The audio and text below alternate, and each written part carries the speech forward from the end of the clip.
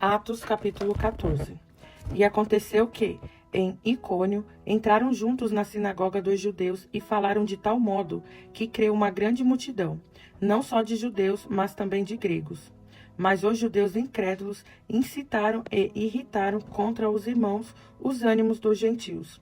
Detiveram-se, pois, muito tempo, falando ousadamente acerca do Senhor, o qual dava testemunho à palavra da sua graça, permitindo que por suas mãos se fizessem sinais e prodígios.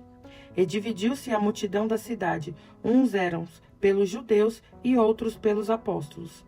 E havendo motim, tanto dos judeus como dos gentios, com os seus principais, para os insultarem e apedrejarem. Sabendo-o eles, fugiram para Listra e Derbe, cidades de Licaônia, e para a província circunvizinha. E ali pregavam o evangelho. Estava assentado em Listra certo varão leso dos pés, coxo desde o seu nascimento, o qual nunca tinha andado.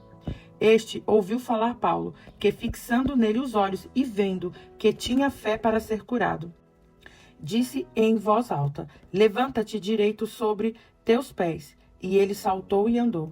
E as multidões, vendo o que Paulo fizera, levantaram a voz dizendo em língua licaônica: fizeram-se os deuses semelhantes aos homens, e desceram até nós.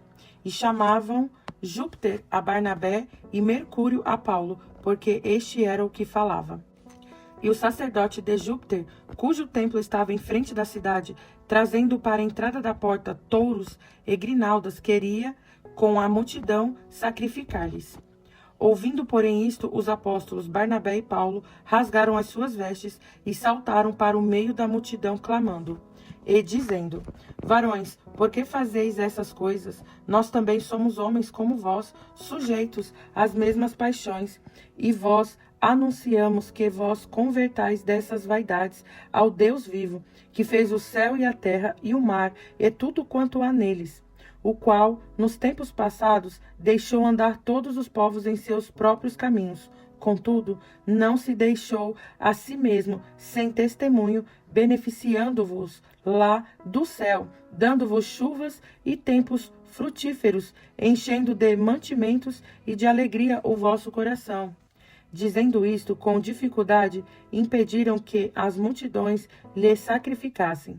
Sobrevieram, porém, uns judeus de Antioquia e de Icônio, que, tendo convencido a multidão, apedrejaram a Paulo e o arrastaram para fora da cidade, cuidando que estava morto.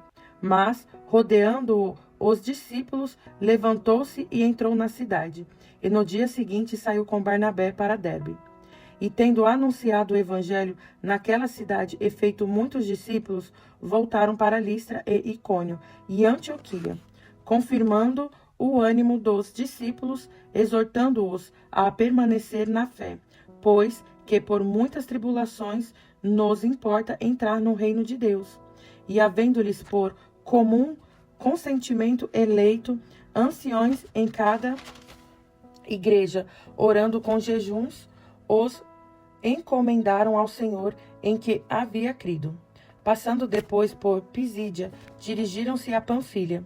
E, tendo anunciado a palavra em Perge, desceram a Atália, e dali navegaram para Antioquia, onde tinham sido recomendados à graça de Deus para a obra que já haviam cumprido.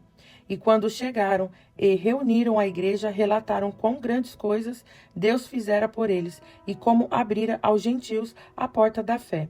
E ficaram ali não pouco tempo com os discípulos.